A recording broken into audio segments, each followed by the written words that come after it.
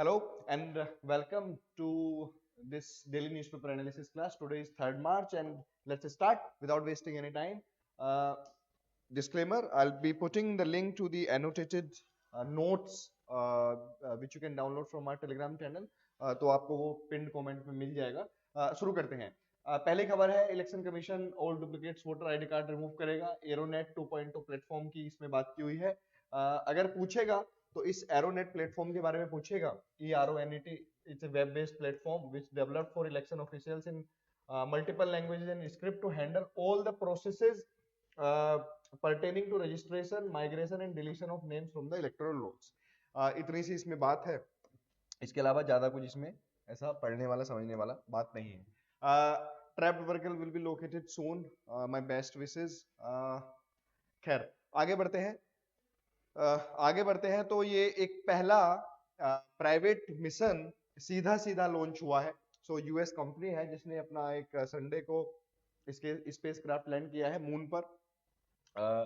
So it is the second private mission to achieve the milestone of landing on the moon and second private mission and the first to do it upright in the upright condition.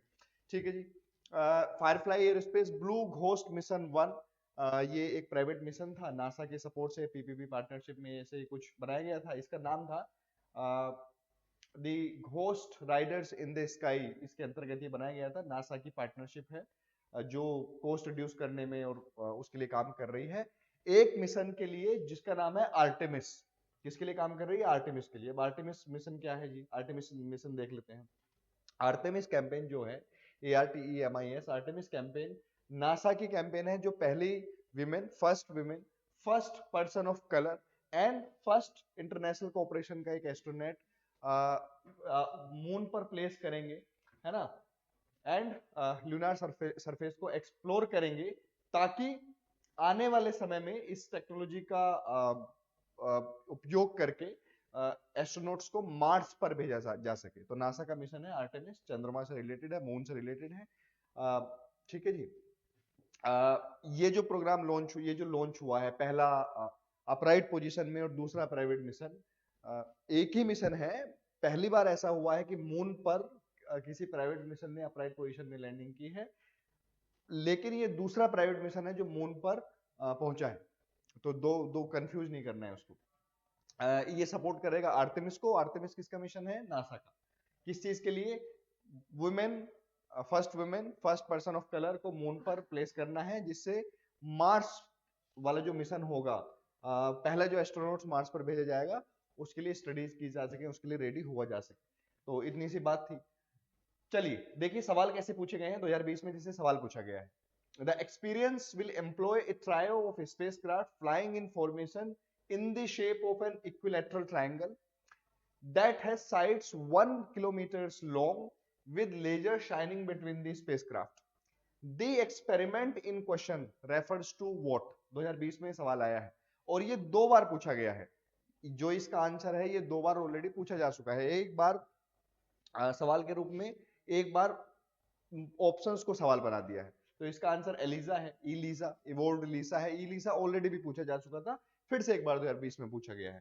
तो PYQs आपको इस तरह से help करते हैं. खैर आगे बढ़े तो दूसरे पेज पर हम पाते हैं कि बहुत सारी पॉलिटिकल खबरें हैं जिनमें से एक जो खबर है वो कच्छा थीवू आइलैंड से रिलेटेड है. चलिए कच्छा थीवू इश्यूज के बारे में जान लेते हैं. देखिए कच्छा थीवू वो आइलैंड है जिसको 1974 में हमने श्रीलंका को दान में दे दिया था. बोल दिया था कि अब ये जो बाउंड्री है वो कच्छा थीवू के 1 किलोमीटर इधर से मानी जाएगी. ये इशू बहुत दिक्कत भरा रहा है, बहुत टेंशन भरा रहा है. क्यों रहा है? थोड़ा हिस्ट्री समझते हैं तब हमको समझ में आएगा. देखिए पहली बात क्या है, कच्छा थीवू जो है north of Dhanushkodi, it lies north of Dhanushkodi. इस कच्छा द्वीप का मतलब होता है बैरन आइलैंड, है ना, तमिल में बैरन आइलैंड इसका मतलब होता है. ये वोल्केनिक इरप्शन से बना है 14th सेंचुरी के. ठीक है जी, इतनी बात समझनी है पहले तो. क्या? It lies 20 miles north of Dhanushkodi. अब कुछ लोग कहेंगे कि ये क्यों बता रहे हैं 20 माइल्स नॉर्थ ऑफ धनुषकोडी, क्योंकि इस तरह के सवाल ऑलरेडी यूपीएससी ने पूछे हुए हैं. अंडमान एंड निकोबार का पूछ लिया था कि north east north east corner में बैरन आइलैंड 120 किलोमीटर अंदर की तरफ 2018 में सवाल आया हुआ है, तो कई बार एग्जैक्ट इन्फॉर्मेशन उठा के वो पूछ लेता है।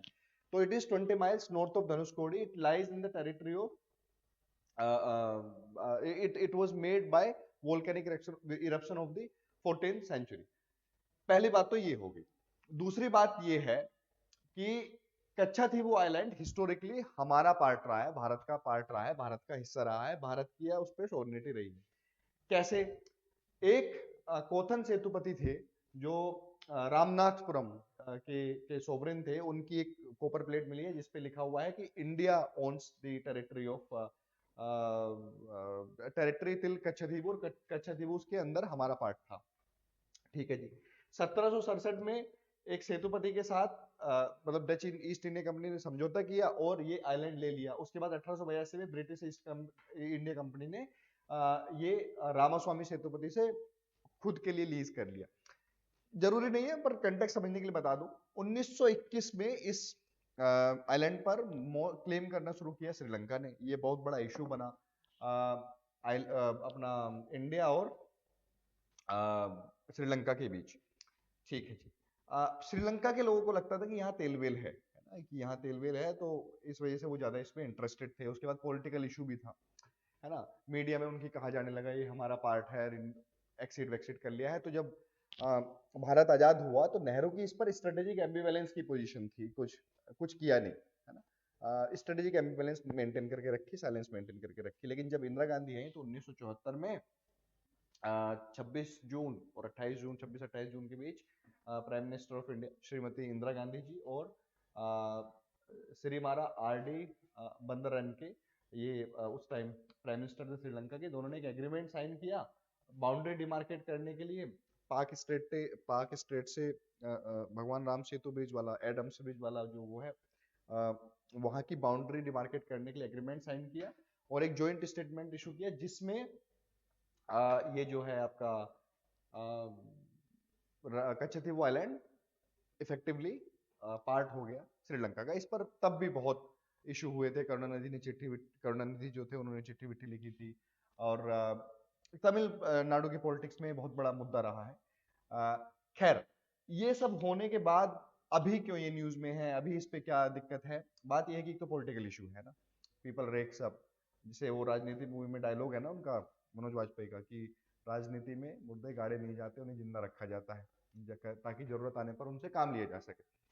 तो एक तो पॉलिटिकल इशू है, एक तो पहला ये है। दूसरा, जो श्रीलंकन नेवी है वो, जब इनका सिविल वॉर चल रहा था, श्रीलंका का सिविल वॉर चल रहा था, उस समय उनकी एक नीति थी, shoot first ask question later, मतलब, है ना।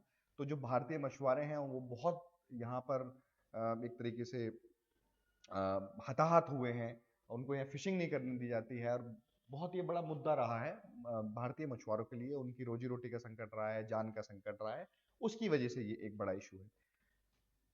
अभी पिछले साल honourable prime minister Shri Narendra Modi ji ने इस मुद्दे को बहुत तेजी से उठाया था, है ना। तो एक कच्छाथीवू आइलैंड बहुत दिन से न्यूज में बना हुआ है, तो वी शुड नो कि इसका ओरिजिन क्या है, इसकी हिस्ट्री क्या है, लोकेशन क्या है। राजा ऑफ जो रामनाथपुरम, या उस टाइम पे राजा ऑफ रामनाथ जो बोलते थे 1981 में, उन्होंने कैसे मना किया था कि ये जो है आपका, ये हमारा पार्ट है, श्रीलंका का पार्ट नहीं है। और 1974 में श्रीमती इंदिरा गांधी जी ने इसको क्यों सौंप दिया, ये सब हमको पता होना चाहिए, क्योंकि अगर हम आईआर के क्वेश्चंस भी लिख रहे हैं तो we must know all these issues.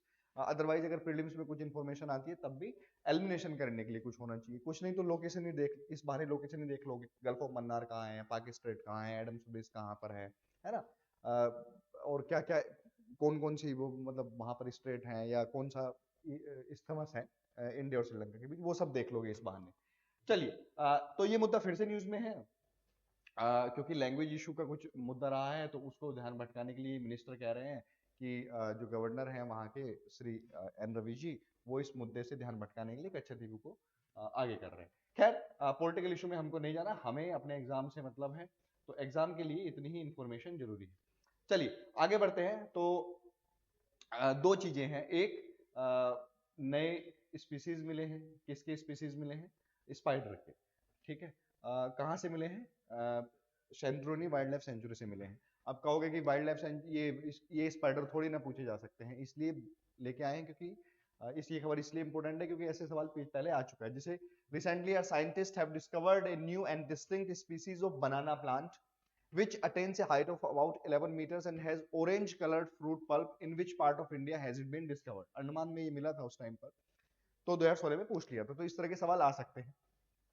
तो ये इसमें एक वर्ड भी है prosoma, the front part of the body of females and unique trace of copulatory organs को प्रोसोमा बोलते हैं स्पाइडर्स में, अगले वाले पार्ट को। तो ये this is the first time this genus has been this spider genus has been observed or recorded from India. Now we need to also know about Chandruni Wildlife Sanctuary. This wildlife sanctuary is part of Agastya Malai Biosphere Reserve. अगर आप देखोगे तो देखो ऊपर ये नीलगिरी है, 3 केरला, कर्नाटक और तमिलनाडु पे, नीचे ये अगस्त्य मलई है। किस किस में एक्सटेंड करता है? केरला और तमिलनाडु में, ठीक है। ये इधर कहीं गल्फ ऑफ मन्नार है, ये ग्रेट निकोबार है, ये शेषाचलम हिल्स इधर ऊपर की तरफ है ना। तो ये जो ये जो वाइल्ड लाइफ सेंचुरी है, Chenthuruni wild life sanctuary, this falls in the Agastya Malai wild life century. इसके अलावा क्या क्या और सवाल पूछे जा सकते हैं चंद्रुनी वाइल्ड लाइफ सेंचुरी से? देखो ये सवाल आया है 2019 में। Which of the following are in Agastya Malay Biosphere Reserve? 2019 में सवाल आया है। नेयार, पेपारा, चंद्रोनी, कलक्कड़, मुंडूथरई टाइगर रिजर्व, है ना। तो अगर आपने थोड़ा सा भी मैप देखा होता तो आपको पता होता कि इसका आंसर पहले ही है। इसलिए मैं बार बार बोलता हूँ कि जो लो हैंगिंग फ्रूट्स हैं, national park, biosphere reserves, tiger reserves, इन सबको पढ़ लो, इनसे सवाल अक्सर आते रहते हैं। चलिए साहब, तो आई बिलीव कि इतनी इंफॉर्मेशन से हमारा काम हो जाएगा कि एक नई स्पीसी मिली है, कहाँ से मिली है? चंद्रोनी वाइल्ड लाइफ सेंचुरी से मिली है, जो किसका पार्ट है? अगस्त्य मलई का पार्ट है। अगस्त्य मलई क्या है? बायोस्फीयर रिजर्व है, ठीक है जी। कितने स्टेट में पड़ता है? 2 स्टेट में, केरला और तमिलनाडु। और इसके अंदर अगस्त्य मलई के अंदर और क्या क्या क्या है?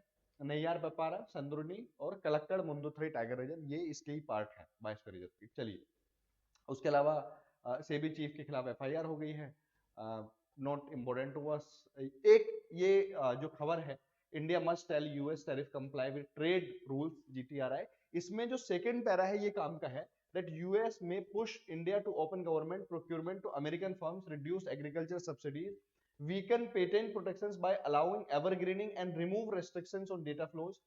ये पॉइंट्स आपको इंडिया और यूएस के रिलेशंस में जहां कहां दिक्कतें हैं वहां लिखने के लिए बहुत काम आएंगे। कि अगर हम ट्रेड रिलेशंस की बात करें इंडिया यूएस की, तो इट हैज बीन ग्रोइंग, उन्होंने वो मिशन रखा है कि उसको बढ़ाएंगे। अभी जब honourable prime minister US visit कर रहे थे, लेकिन ये इश्यूज हैं। क्या क्या इश्यूज हैं? That US wants us to allow evergreening, they want us to reduce agriculture subsidies, they want us to remove restrictions on data flows, etc etc। ये इस तरह के पॉइंट यहां से आपको मिल जाएंगे। तो हाँ, इसका नोट्स बना लेना इस तरह का, इस खबर से। India must tell US tariffs comply with in trade rules, GTRI. इसमें बाकी कुछ काम का नहीं है, ये काम का है। बाकी पूरी खबर पढ़ लो अपनी समझ बढ़ाने के लिए आंसर राइटिंग में, क्योंकि समझ सबसे ज्यादा काम आती है। लेकिन इस पैरा के नोट्स बना लो। चलो जी, 40% of the population does not have access to education in language they understand. एक सर्वे आया है, किसका सर्वे आया है?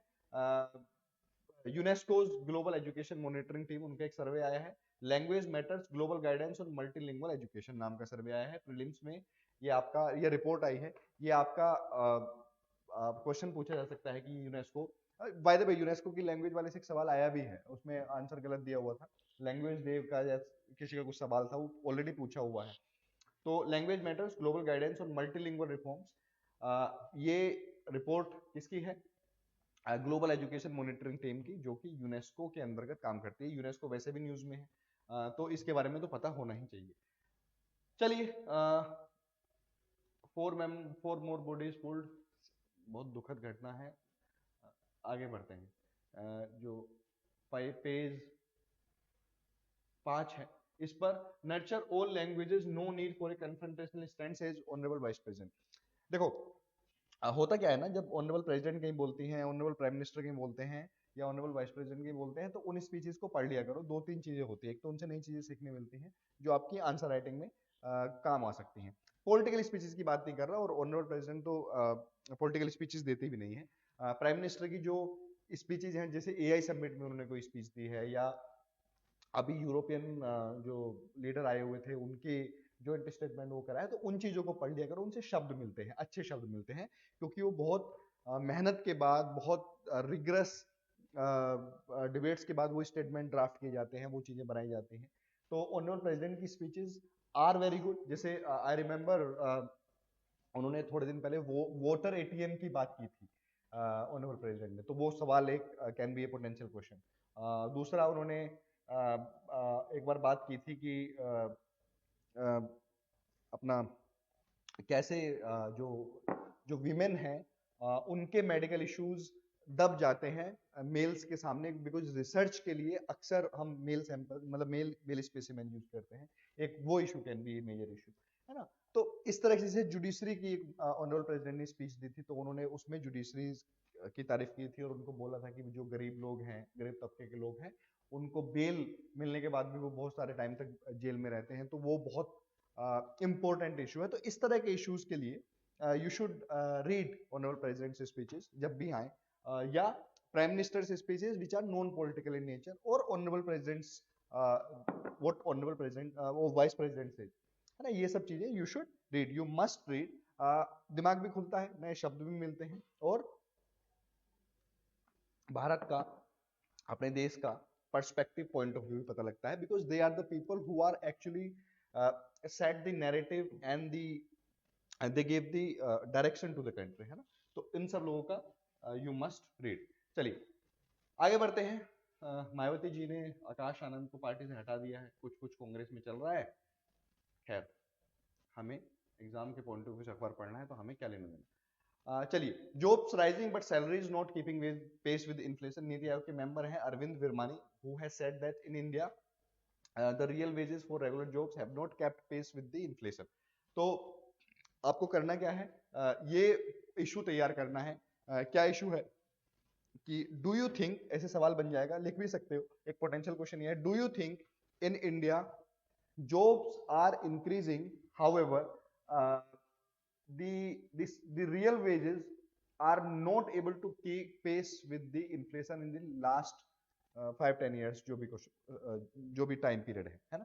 तो ये एक पोटेंशियल सवाल है यहाँ से, है ना, इस पे तैयार करो कि इस पे कैसे इंट्रो लिखोगे, कैसे बॉडी में डिफरेंट डायमेंशंस कवर करोगे। डू यू थिंक का सवाल है तो यस और नो दोनों के क्या डेटा पॉइंट्स दोगे, है ना, दोनों चीजें जस्टिफाई करनी पड़ेंगी, और वे फॉरवर्ड क्या दोगे और फिर कंक्लूड कैसे करोगे।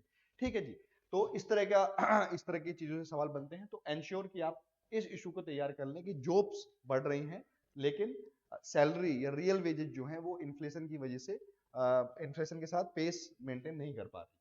चलो, हाँ, एक ही Euclid's space telescope discovers new Einstein ring, ये एक इंपॉर्टेंट चीज है। देखो, आइंस्टाइन रिंग बता देता हूं क्या होता है।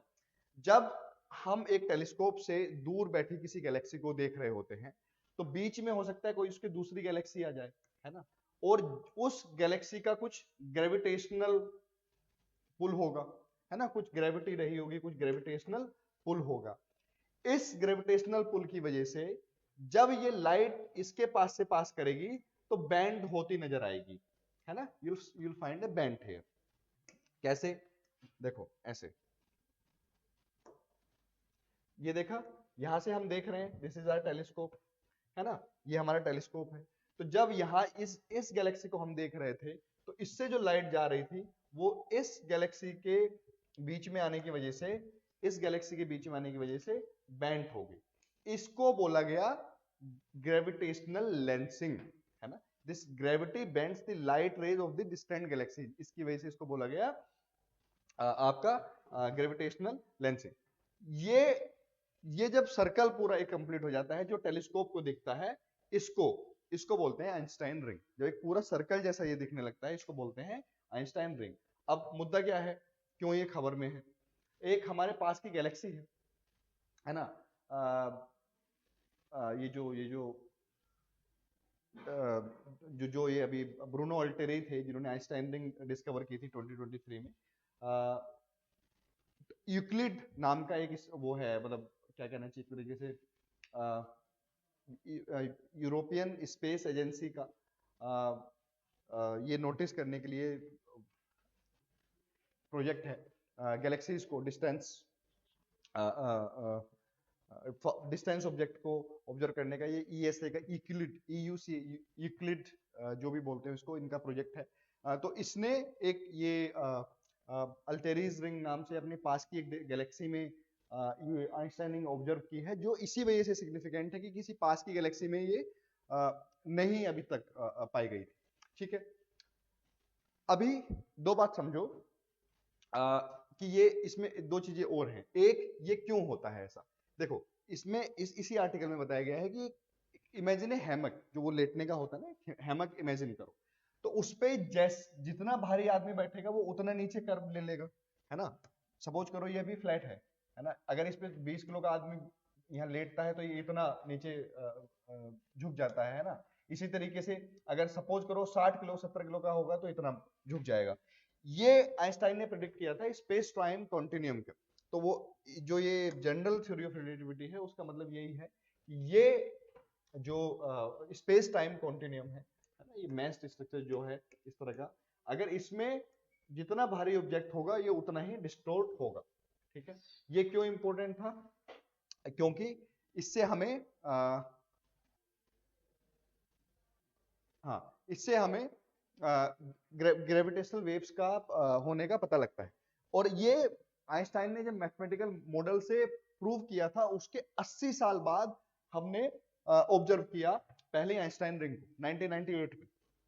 कैन यू इमेजिन, मतलब मैथ से वो 80 साल पहले ही प्रूव करके चले गए थे कि हाँ ये स्पेस टाइम कॉन्टिन्यूम में ग्रेविटी की वजह से लाइट बेंड करती है। अभी दिखा है ना, हैमक में लाइट बेंड करती है, ये बात वो 80 साल पहले प्रूव करके चले गए थे, जबकि 1998 में हमने पहली बार इसको ऑब्जर्व किया। तो इससे तीन चीजें समझने की बात थी। पहला, ग्रेविटेशनल लेंसिंग क्या होती है, वो आइंस्टाइन रिंग कब होती है, जब वो सर्कुलर आर्क बन जाता है ग्रेविटेशनल लेंसिंग का बेंडिंग की वजह से, उसको आइंस्टाइन रिंग बोला जाता है। तीसरा, क्यों ये होता है, क्योंकि स्पेस टाइम कॉन्टिन्यूम में जितना ग्रेविटी भारी ऑब्जेक्ट उतना ही कर्व, उतना ही कर्वेचर, उतनी ही बेंडिंग और उतना ही ऑब्जर्वेशन। ठीक है जी, इतनी सी ही बात इंपॉर्टेंट है, इसमें ज्यादा कोई खास नहीं था, इस पर ज्यादा टाइम मत लगाना, इतना ही समझने का ऑप्शन था, अगर पढ़ना चाहो तो पढ़ लो। ठीक है, तो ये तो दिख रहा होगा, समझ में आ रहा होगा कि डिस्टेंट गैलेक्सी, बीच में कोई गैलेक्सी आई जिसको, जो गैलेक्सी हम ऑब्जर्व कर रहे थे उन दोनों के बीच में अगर कोई गैलेक्सी आई तो इसकी वजह से लाइट हो गई बेंड, और इस बेंडिंग को ऐसा ऐसा फील होता है जैसे जब आप लेंस से किसी कागज पर वो देख रहे हो ना, लिखे हुए अक्षर देख रहे हो ऐसे लेंस से, तो वो मोटे नजर आते हैं, बैंड नजर आते हैं। ऐसे ही ये जो जो गैलेक्सीज हैं वो लेंस की तरह काम करती हैं, जिसको ग्रेविटेशनल लेंसिंग कहा गया। और जब ये सर्कुलर आर्क बना लें तो उसको बोलेंगे हम ये आपका आइंस्टाइन रिंग, है ना। ये जो गैलेक्सी देख रहे हैं ऐसे, इसकी ये टेलीस्कोप, और हमको क्या दिखाई देगा, ये ऐसे क्यों दिखाई देगा, क्योंकि बीच में एक मैसिव ऑब्जेक्ट आ गया था जिसकी वजह से सर्कुलर आर्क बन गया, ग्रेविटेशनल लेंसिंग हो गई। ठीक है जी, बहुत बात होगी ग्रेविटेशनल लेंसिंग की। Tongue trouble, the student and the three language debate, और ये आपका कविता कृष्णन जी का आर्टिकल है लॉन्ग रूट्स। एक भी article is of not importance, बिल्कुल काम का नहीं है, छोड़ा जा सकता है।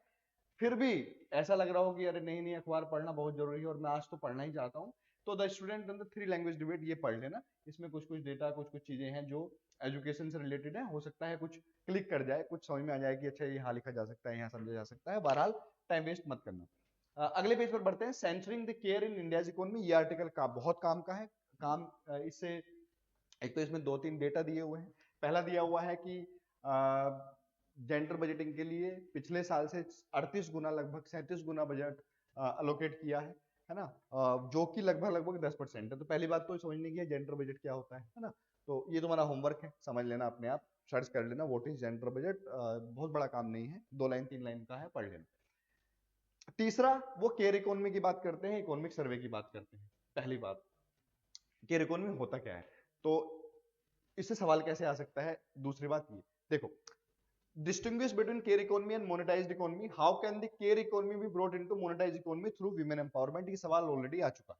तो पहले देखते हैं केयर इकोनॉमी क्या है। देखो, care economy refers to the paid care work and unpaid care work provided by people as part of human survival, welfare and reproducing the labor force, that is your care economy। आसान शब्दों में, जब हम मतलब अपने घरों में देखते हैं काम करते हुए जिनके लिए पे नहीं किया जाता है, वो केयर इकोनॉमी होती है। जैसे बच्चों का ख्याल रखना, बड़ों का ख्याल रखना, वो केयर इकोनॉमी का हिस्सा है। जब हम बाहर देखते हैं जहां जो ओल्ड एज हाउसेज होते हैं या जो बच्चों की नर्सरीज होती हैं, वो केयर इकोनॉमी का हिस्सा है। तो दो एक्सपेक्ट हो गए, पेड एंड अनपेड दोनों। इस काम में वीमेन का योगदान कहाँ आता है? क्योंकि majority of care work in the entire world is done by the women. They spend more time in the care work and they are not paid for it, है ना।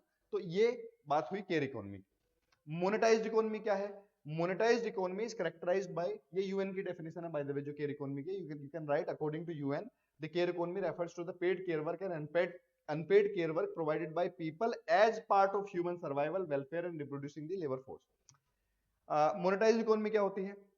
Monetized economy is characterized by paid labor, formal markets and economic activities which are quantified and measured. In contrast, the care economy is mostly in the unpaid sector, मतलब जो घरों में हमारे काम होता है वो सब होता है। तो पहला तो ये अंतर हो गया। दूसरा, ये distinguish between the care economy, monetised economy, ये कर लोगे, डेफिनेशन पता लग गई, पॉइंट पता लग गया कि दोनों में होता क्या है ना। दूसरा पॉइंट है, how can the care economy be brought into monetised economy through women empowerment. इसमें दो एस्पेक्ट हो गए। एक, जो ऑलरेडी विमेन काम कर रही हैं उनको उनके काम की मॉनेटरी वैल्यू लगा के उनको कुछ मतलब मॉनेटरी सम्स देना, एक तरीका तो वो है। दूसरा ये है कि जो ऑलरेडी मतलब महिलाएं काम कर रही हैं जिसकी वजह से वो या तो लेबर फोर्स में पार्टिसिपेट नहीं कर पा रही हैं, उस काम को मोनेटाइज्ड कर देना और उन महिलाओं को मार्केट में लेबर फोर्स पार्टिसिपेशन का हिस्सा बनाना। मतलब पहला काम, सपोज करो जैसे इसमें बात की गई है घर के जो काम जो लोग कर रहे हैं जिनके लिए उनका कोई रिकॉग्निशन नहीं है ना, कि 8 घंटे 10 घंटे 20 घंटे भी पूरा पूरा दिन कर रहे हैं, एक तो उस पर मॉनेटरी वैल्यू रखी जाए कि भाई आपने आज मतलब दिन में 10,000 रुपए का काम करा, 20,000 रुपए का काम करा, एक तो वो हो गया, वो हो गया कि उसको रिकॉग्नाइज किया जाए और उनको कुछ पे किया जाए। कौन पे करेगा वो बात की बात है, पर उसको एटलीस्ट रिकॉग्नाइज किया जाए, पहला ये। दूसरा, उनकी जगह वो काम एक सर्विस की तरह बाहर से लिया जाए, जिसे क्रीश फैसिलिटीज होती हैं जहां बच्चों को आप छोड़ सकते हैं अगर आप जॉब में हैं तो अगर ऐसी फैसिलिटीज बनाई जाती हैं या ऐसी सर्विसेज डेवलप की जाती हैं जहां पर केयर इकोनॉमी मोनेटाइज हो सके, तो उससे दो फायदे होंगे। एक तो नई जॉब्स क्रिएट होंगी, क्योंकि आपने सपोज कीजिए एक आया रखी है, एक नैनी रखी है, तो उनको जॉब मिला।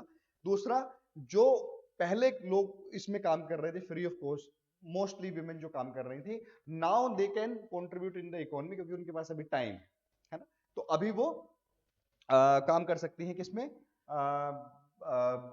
फॉर्मल सेक्टर में जॉब पर जा सकती हैं, है ना। तो ये दो एस्पेक्ट हैं। तो विमेन एम्पावरमेंट करके कैसे केयर इकोनॉमी को मोनेटाइज इकोनॉमी में लाया जा सकता है? Education, skill development, human capital development, ये सब चीजें हैं। इसके साथ साथ हमको ये भी इंश्योर करना पड़ेगा कि उसके लिए प्रॉपर हम स्किल डेवलपमेंट करें, प्रॉपर रिसोर्सेज डेवलप करें, प्रॉपर इंफ्रास्ट्रक्चर डेवलप करें। ये सब इसमें आपको बातें लिखनी है विद डेटा एंड फैक्ट्स। तीसरा, ये मैं आपके लिए चुरा के लाया हूँ, एक गोल्डन डायमंड है, ये केयर डायमंड है, यूएन ने दिया है, जिसमें 4 लोगों का योगदान है: family, households, markets, not for profit organisation and state. ये इस तरह की चीजें आप अगर आंसर में बनाते हैं तो उसको जैसे केयर डायमंड बना के लिखा कि स्टेट का क्या रोल है, फैमिली का क्या रोल है, नॉट फॉर प्रॉफिट ऑर्गेनाइजेशन का क्या रोल है और मार्केट का क्या रोल है। चलिए अब आते हैं वापसी अपने इस पर जो आर्टिकल इन्होंने लिखा हर्षिता कुमारी जी ने और श्री रूपा जी ने। ये कह रहे हैं कि जेंडर बजट बहुत अच्छी बात है, इसमें 38% बढ़ाया गया है ना लास्ट सालों से। टोटल बजट का लगभग 9% ये जो जेंडर बजट है वो है, ठीक है। तीसरा, इकोनॉमिक सर्वे की बात की है इन्होंने कि 23, 24, 24, 25 में जो केयर इंफ्रास्ट्रक्चर है वो सेंट्रल टू वुमेन्स एम्पावरमेंट है ना। There are some issues in that, however that is central to bringing care economy into monetised economy. तीसरा, ये उन्होंने बताया है, कुछ डेटा दिया है कि एशिया में कितने लोग मतलब कितनी टाइम पॉवर्टी है जिसकी वजह से women are not able to come into monetized economy और क्या क्या चैलेंजेस हैं, है ना। 17-19 घंटे डेली टास्क में वो जा रहे हैं उनके और वो सब। इनसे सबसे अच्छी बात इन्होंने जो सॉल्यूशन दिए हैं वो हैं। क्या सॉल्यूशन दिए हैं भाई? इकोनॉमिक सर्वे ने हाईलाइट करा है कि अगर 2% जीडीपी का हम केयर इकोनॉमी में इन्वेस्ट करें तो 11 मिलियन जॉब्स क्रिएट होंगी। पहली बात, इसके लिए हमको 3 चीज करनी है, रिकॉग्नाइज, रिड्यूस, रिड्यूस, 4 चीजें करनी है, recognise, reduce, redistribute and represent. ठीक है, ये पढ़ लेना है ना, कि हमको पहले रिकॉग्नाइज करना है कि कौन कौन से ऐसे काम हैं टाइम यूज सर्वे का यूज करके कि ये वाले काम में टाइम गया, इसमें टाइम गया, पहले तो उसको रिकॉग्नाइज करना है। फिर बर्डन रिड्यूस करना है ना, जैसे विमेन पानी लेने जा रही हैं एक एक 2-2 घंटे 3 घंटे, उनकी सेफ्टी इश्यूज हैं, उनका उसमें फिजिकल स्ट्रेस है, मेंटल स्ट्रेस है, तो उसको रिड्यूस करने वगैरह की बात की गई है। उसके बाद बात की गई है कि आपको child care centres, Elder care centres, assistive technologies सबको बढ़ाना पड़ेगा, है ना, और रिडिस्ट्रीब्यूट करना पड़ेगा काम को, जो तीसरा स्टेप है कि बराबर काम हो, महिला और पुरुष की बराबर भागीदारी हो, ऐसा ना हो कि वो सिंगल हैंडेडली सारा बर्डन विमेन पर पड़े। और आपका फोर्थ है, विमेन का रिप्रेजेंटेशन बढ़ाना पड़ेगा डिसीजन मेकिंग में एंड इम्प्लीमेंटेशन में, सो जिससे हम जेंडर ट्रांसफॉर्मेटिव पॉलिसीज बना सके। ये उनकी मेन बात है। तो ये लिखने में, सुनने में, पढ़ने में भी अच्छा लगता है कि recognise, reduce, distribute and represent care economy को मोनेटाइज इकोनॉमी बनाने के लिए इन 4 चीजों की जरूरत लगेगी। तो आप ये जो how can the care economy brought into monetised economy, इसमें 2 पॉइंट ये भी बना सकते हैं। ठीक है जी, कि इकोनॉमिक सर्वे ने 2% इन्वेस्टमेंट के लिए बोला है, रिड्यूस रिकॉग्नाइज करने के लिए बोला है, और बाकी ह्यूमन कैपिटल फॉर्मेशन और वो जो आप पॉइंट लिखते हैं वो तो लिखने ही हैं। चलिए, ये हुई केयर इकोनॉमी की बात। इसके अलावा एक इधर केरला की खबर है, battle between fishing and mining. I don't think this is important from exam point of view. बाकी रही बात ओबेसिटी वाला, ये वाला, तो अपने लिए पढ़ें, जंक फूड कम खाएं और स्वस्थ रहें। माइंड आर लैंग्वेजेस, पढ़ना चाहो तो पढ़ लो, मुझे नहीं लगता कि इतना ना तो डेटा ही याद कर पाओगे, ना ही मेरे किसी काम का ही है एग्जाम पॉइंट ऑफ व्यू से। विप्रो और सॉरी कॉग्निजेंट और इन्फोसिस में कुछ लड़ाई चल रही है, मतलब I don't think this is important from exam point of view. Meghalaya's और ये सब टेस्ट योरसेल्फ और various Indian languages, read this, this is very good to build your understanding. आज की क्विज अच्छी है ना। फिक्स फर्मली एंड स्कॉन नाम का एक शब्द आया है, और एक लर्न द इंग्लिश वाले में एक क्रेस्ट फॉलन नाम का शब्द है, पढ़ लेना, वरना मत पढ़ना, एग्जाम के लिए काम का नहीं है, बट अपनी वोकैबुलरी सुधारनी हो तो पढ़ सकते हो। Urban cooperative bank urgently needs to get their act together. ठीक है, जब GS3 में आप पढ़ते हो तो बैंकिंग के सारे रिफॉर्म्स वगैरह सब पढ़ते हो, उसमें 1-2 पॉइंट यहाँ से ऐड कर सकते हो, है ना, कि उनकी क्या क्या दिक्कतें हैं, क्या क्या एग्जाम्पल हैं, क्या क्या रेगुलेटरी इश्यूज हैं, क्या क्या out of the box thinking की रिक्वायर्ड है। अगर ऑलरेडी पढ़ लिया हो तो टाइम वेस्ट मत करना, क्योंकि कोऑपरेटिव का एक हमारा मतलब ऑलरेडी सिलेबस में है, तो हम स्टार्टिंग में वैसे ही पढ़ते हैं, तो इसमें क्यों टाइम वेस्ट करें। पर अगर कोई अच्छा पॉइंट लगे तो लिख लेना 1-2 पॉइंट। उसके बाद आता है आपका वर्ल्ड पेज, एक्रिमनीज देखी गई कल, जेलेंस्की और ट्रम्प के बीच परसों चिल्ला चिल्ली हुई, दोनों के बीच शाउटिंग मैच हुआ। ऐसा लग रहा था कि दो मतलब गली के गूंस बैठ के एक बेचारे किसी इंसान को बुली कर रहे हो, वांस और ट्रम्प है ना, ऐसे उसको बुला के ऐसे जलील सा कर रहे थे। एक वहाँ की मीडिया पर्सन थी, वो उनसे पूछती है कि आपने सूट क्यों नहीं पहना, एज इफ वो बहुत बड़ा इशू है। जवाब भी अच्छा दिया वैसे जेलेंस्की ने, उन्होंने कहा कि जब वॉर खत्म हो जाएगी तो कॉस्ट्यूम भी पहन लूंगा। खैर, इसमें हमको सब में नहीं जाना। क्यों नहीं जाना? क्योंकि हमारे एग्जाम से के काम का नहीं है, हमको ठोस चीजें पढ़नी है, सॉलिड। जब डील हो जाएगी तब देखेंगे। अभी पता है कि हाँ लड़ाई चल रही है, यूएस प्रेसिडेंट और ट्रम्प ने बोला है कि सीज फायर एग्रीमेंट साइन नहीं किया। जेलेंस्की बोल रहे थे कि नहीं नहीं हमको सिक्योरिटी गारंटी नहीं दे रहे हो। तो मिनरल डील एक होने वाली थी, वो मिनरल डील भी अभी के लिए रोक दी गई है। दूसरा जो यूके है, उसके साथ इन्होंने एक डील नहीं साइन की है जेलेंस्की ने, उसके बारे में देखेंगे जब उसके बिल्कुल सॉलिड पॉइंट्स हमको कल मिल जाएंगे, उसके बाद उसके बारे में डिस्कस करेंगे। इसके साथ साथ Trump threatens to deportation, threaten ही कर रहे हैं सबको जब से लगे आए हैं। School offers school chance in war torn Sudan, Indonesia में क्या क्या चल रहा है। खैर, उसके बाद आता है स्पोर्ट्स पेज, जिसपे आज कोई खबर नहीं है। ठीक है, आज के लिए इतना ही, आज इतनी ही चीजें थी। नीचे की ये आपका है hostile hostels and prison like PGs women under siege. No, this is not also again important from exam point of view, but if you want to read it just for your interest, अगर आपको अखबार पढ़ने में मजा आता है तो बिल्कुल पढ़ें। और आज तो एक ही आर्टिकल इसमें पढ़ने लायक था जो केर इकोनॉमी वाला था, उसकी हमने ऑलरेडी बात कर ली है। तो आज भी 30 से 40 मिनट से ज्यादा नहीं लगने चाहिए। वाइल्ड लाइफ सेंचुरी हमने देख ली, कच्छा टीवी का इशू हमने देख लिया, ईसीआई का जो पोर्टल है उसके बारे में हमने देख लिया, उसके अलावा जो आपका ऑनरेबल वाइस प्रेसिडेंट की स्पीच है वो हमने देखी, उन्होंने क्या बोला है। इसके अलावा आई डोंट थिंक आज के न्यूज़पेपर में इतना कुछ है कि जिसमें आपको बहुत समय देना पड़े। तो आज की क्लास यहीं खत्म करते हैं, इसी आशा और उम्मीद के साथ कि आपको पसंद आया होगा ये हमारा इनिशिएटिव, जिसमें हम चाहते हैं कि आपका अखबार पढ़ने का ड्यूरेशन और टाइम कम हो और आप स्टैटिक पे ज़्यादा फोकस कर पाएं। अगेन 2-2 घंटे 3-3 घंटे की जो वीडियो बनी पड़ी है मार्केट में जो घूम रही हैं चल रही हैं, मत टाइम वेस्ट करो। कोई पॉइंट नहीं है। हमको उतना ही पढ़ना है जिससे एग्जाम क्लियर हो सके और हमारी अंडरस्टैंडिंग डेवलप, है ना। तो मैं किसी का देख रहा था कि वो मतलब ड्रोन्स के ऊपर ही 3 घंटे की वीडियो बनाई हुई है। अरे भाई इतना थोड़ी ना है, 5 पॉइंट 6 पॉइंट हमको लिखने होते हैं, 7 पॉइंट 10 पॉइंट लिखने होते हैं, है ना। उस पर बैठ के 3-3 घंटे अगर 4-4 घंटे वेस्ट करोगे तो कैसे काम चलेगा। खैर जिसकी जैसी इच्छा वो वैसा काम करे, बट हमारी सलाह ये है कि ज्यादा टाइम वेस्ट ना करते हुए स्टैटिक पे ज्यादा फोकस करें आप लोग। और ये तो हम करा ही देते हैं, है ना। तो within 1 hour I ensure कि आपका वो न्यूज़पेपर खत्म हो जाए। चलिए मिलते हैं कल 4 तारीख 4 मार्च के अखबार के साथ। Thank you so much for joining and wish you all the best.